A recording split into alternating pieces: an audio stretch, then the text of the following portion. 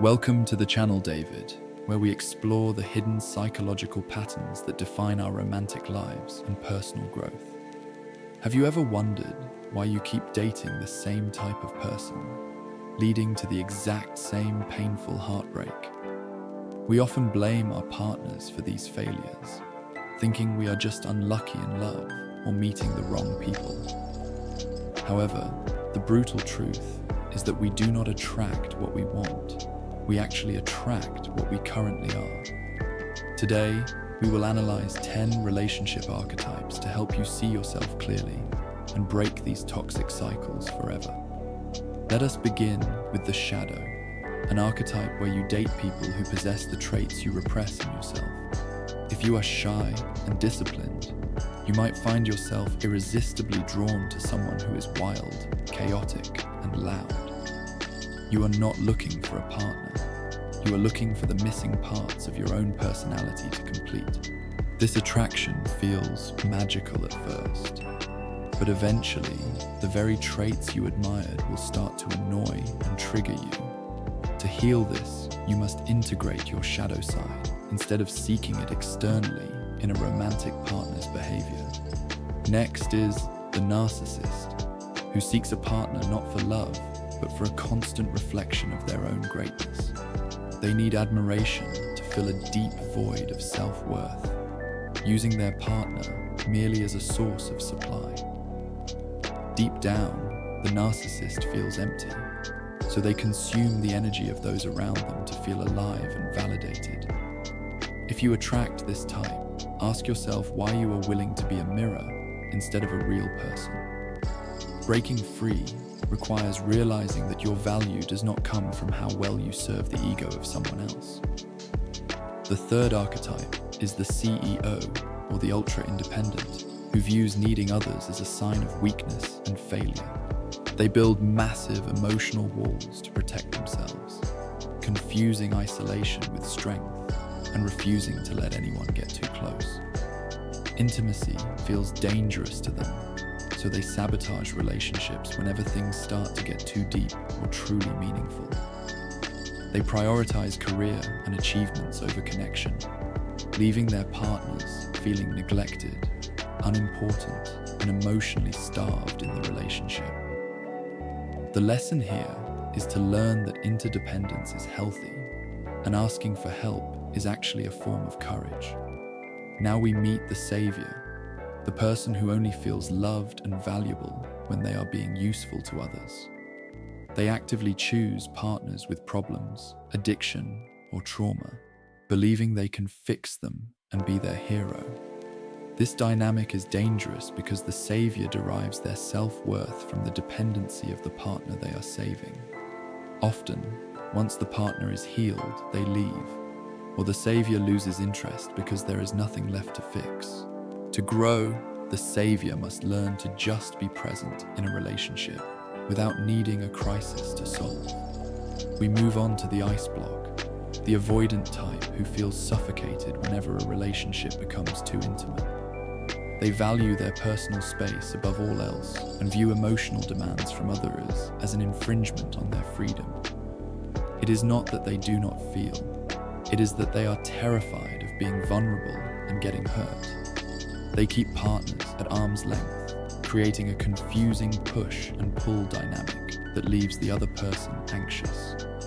The ice block must learn that true freedom includes the ability to connect deeply without losing one's sense of self. Here comes the tourist, the thrill seeker, who is only in the relationship for the initial rush of dopamine. They love the honeymoon phase, the butterflies, and the novelty, but they check out the moment things get routine. For them, boredom is the enemy, and they mistake stability for stagnation, always chasing the next high or new person. This prevents them from ever building a deep, lasting foundation, leaving a trail of short, superficial relationships behind them.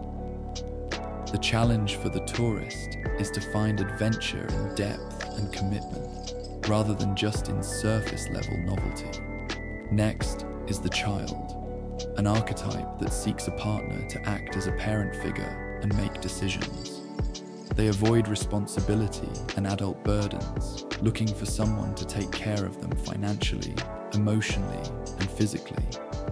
This creates an unequal dynamic where one partner carries the entire mental load, while the other remains passive. Eventually, the partner becomes resentful, feeling like they are raising a child rather than sharing a life with an equal. Growth for the child means stepping up, taking responsibility, and learning to navigate the world on their own terms. Now, we encounter the vampire, the emotional parasite who needs constant reassurance to soothe their deep fear of abandonment. They drain their partner's energy with endless demands for attention, unable to self-soothe or spend time alone happily. Their love feels heavy and consuming, often driving the partner away, which ironically fulfills their worst fear of abandonment. They must learn to generate their own happiness and security from within, rather than extracting it from someone else. Healing comes when they realize that they are whole on their own and do not need another to survive. The competitor treats relationships like a contest, constantly comparing their success, salary, and achievements with their partner's life. Instead of being a team, they keep score, feeling threatened when their partner shines or succeeds more than them.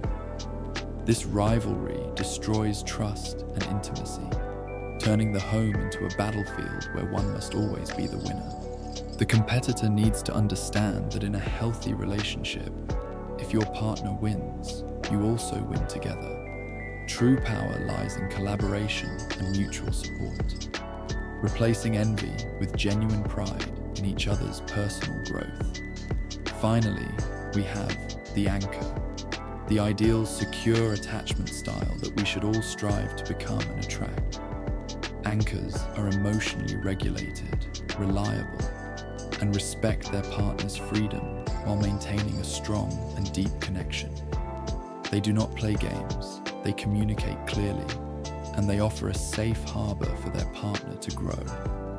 This is the balance of independence and intimacy, where two whole individuals come together to create something greater. Becoming an anchor requires work, self-awareness, and the willingness to unlearn the toxic patterns we discussed earlier. So, how do we break these cycles? First, you must accept the truth about which archetype you currently embody. Stop blaming your ex-partners. Look in the mirror and ask yourself what part you played in the dysfunction. If you are the CEO, practice vulnerability. If you are the savior, stop fixing people and focus on yourself. If you are the vampire, learn to enjoy solitude. If you are the tourist, find the beauty in stability. Change is uncomfortable, but it is the only way to attract the healthy, secure love that you truly deserve. Remember, you do not attract what you want, you attract what you are. So work on becoming the anchor. Cultivate secure habits, practice emotional regulation, and set boundaries that respect both yourself and your potential partner. It takes time to rewire your brain and your heart, but the result is a life filled with genuine connection. Imagine a relationship where you don't have to hide, perform, or chase. That is the reality waiting for you. The journey starts with you. Transform your inner world, and your outer reality will naturally shift to match it.